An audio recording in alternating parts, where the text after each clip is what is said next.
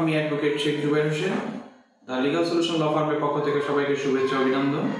আজ আমি আপনাদের মাঝে উপস্থিত হয়েছি আরও একটি নতুন ভিডিও নিয়ে। আমাদের আজকে আলোচনার টপিক হচ্ছে সম্পত্তি সম্পর্কিত বিষয়, যে যখন আমাদের যে জমির মালিক অর্থাৎ পিতা মাতা বা অন্য কোনো ব্যক্তি যারা মারা যাওয়ার পরে তাদের সম্পত্তিতে যে ওয়ারিশের সৃষ্টি হয়, সেই ওয়ারিশগণ যখন সম্পত্তি বন্টন করে তখন তাদের যে পৃথক পৃথক অংশ বন্টন নামা দলিল করে নামজারি করিয়ে নেয়, তখন তারা সেই সকল সম্পত্তির মালিক হয়। কিন্তু প্রশ্ন দেখা যায় তখন বা সমস্যা দেখা যায় তখন যখন বাবা বা মায়ের সম্পত্তিতে তারই সন্তান বৈধভাবে ওয়ারিশ সৃষ্টি হয়ে যে সম্পত্তিতে অংশ পাওয়ার কথা, কিন্তু প্রকৃতপক্ষে সেই অংশটি যখন তারা পায় না, অর্থাৎ দেখা যায় যে আপনার যে মারা গেছেন তারই পুত্র মেয়েকে সম্পত্তি না দিয়ে অর্থাৎ তার নিজ বোনকে সম্পত্তি না দিয়ে তিনি সম্পূর্ণ সম্পত্তিটি জোর দখল করে তার নামে লিখে নিতে চান।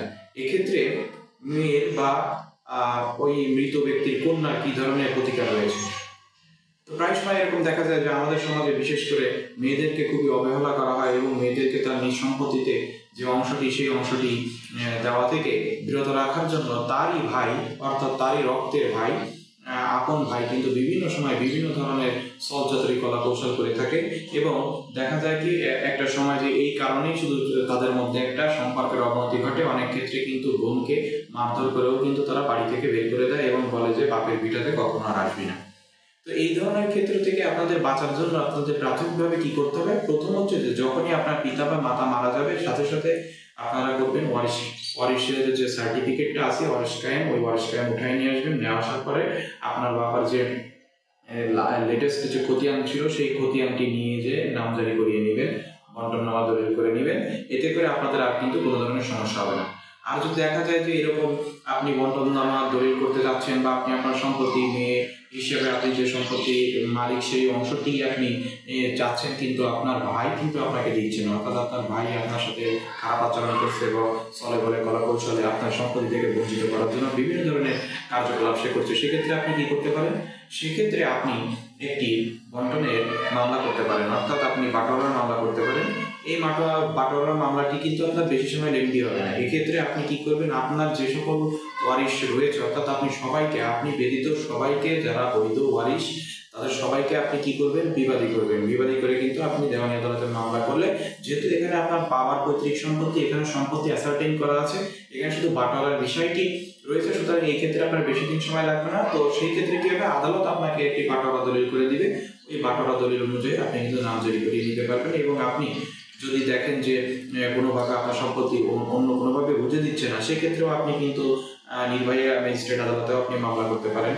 145 ধারাতে মামলা করে আপনি 148 ধারাতে কিন্তু আপনি একটি ইন্সপেকশন করানোর জন্য আবেদন করাতে পারেন এবং ওই ইন্সপেকশন আবেদন করিয়ে আপনি সার্ভেয়ার দিয়েও কিন্তু আপনার অংশটি আপনি ভাগ করে নিতে পারেন। এই একটি পন্থা রয়েছে। আরেকটি পন্থা হচ্ছে আপনি কিন্তু কমিশন গঠন করে কিন্তু আপনি আদালতের কাছে প্রার্থনা করতে পারেন। কমিশন গঠন করিয়ে এই অংশটিতে আপনার আদালতের যে দায়িত্বপ্রাপ্ত ব্যক্তি বা থাকবে সেই দায়িত্বপ্রাপ্ত ব্যক্তিকে নিয়ে যে আমিনের মাধ্যমে বা সার্ভেয়ারের মাধ্যমে আপনার অংশ সহ প্রত্যেকের অংশকে সুন্দর মতো ওয়ারিশ হিসেবে যে যতটুকু পায় ততটুকু ভাগ করে নিয়ে কিন্তু আপনাদের অংশটিকে আপনারা বুঝে নিতে পারেন। তো এক্ষেত্রে আপনি যদি মেয়ে হন বা আপনি যদি মৃতের কন্যা হন, তাহলে সর্বপ্রথম করতে হবে যে প্রথমে আপনার ভাইকে প্রস্তাব দিতে হবে যে সম্পত্তি সঠিকভাবে বন্টন করে আমিনের মাধ্যমে ভাগ্যটা করে একটি বন্টন দলিল করে সবার নামে পৃথক পৃথক নামজারি করিয়ে নেওয়া। আর যদি এটা সম্ভব না হয় তাহলে আপনার কি করতে হবে? হয় আপনি এক্সিকিউটিভ ম্যাজিস্ট্রেট আদালতে আপনি 145 ধারায় মামলা করতে পারেন বা 107-17 যাই পারেন করেন, অথবা আপনি দেওয়ানি আদালতে গিয়ে কিন্তু আপনি বাটোয়ারা মামলা করে আপনার অংশটি পৃথকভাবে বন্টন করে দেওয়ার জন্য আপনি কিন্তু আবেদনের মাধ্যমে একটি ডিগ্রি কিন্তু করিয়ে নিয়ে আসতে পারেন। ওই ডিগ্রি অনুযায়ী আপনি কিন্তু কি করতে পারবেন? ওই ডিগ্রি অনুযায়ী আপনি কিন্তু আপনার অংশটি আমিন বা সার্ভেয়ার দিয়ে ভাগ করে একবারে সঠিক অংশটি কিন্তু আপনি আপনার অংশে দখল বুঝে নিতে পারবেন।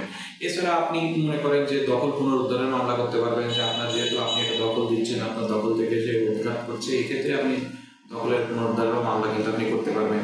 তো বিভিন্নভাবে আপনার প্রতিকার রয়েছে।